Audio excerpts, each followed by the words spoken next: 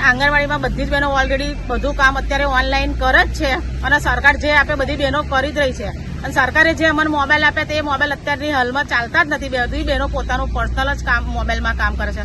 અત્યારે અમને જે સાહેબે બીએલઓની જે કામગીરી સોંપી છે એના માટે અમે 4 દિવસ પહેલા જ સાહેબને અમે આવેદનપત્ર આપેલ હતું.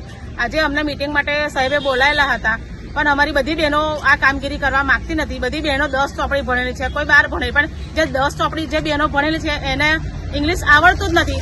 અત્યારે પણ બહેનો જે મેસેજ ગુજરાતીમાં કરે છે એ મેસેજ પણ બહેનોને ફાવતા નથી. તો પછી આ કામગીરી ઇંગ્લિશમાં કેવી રીતના કરી શકે?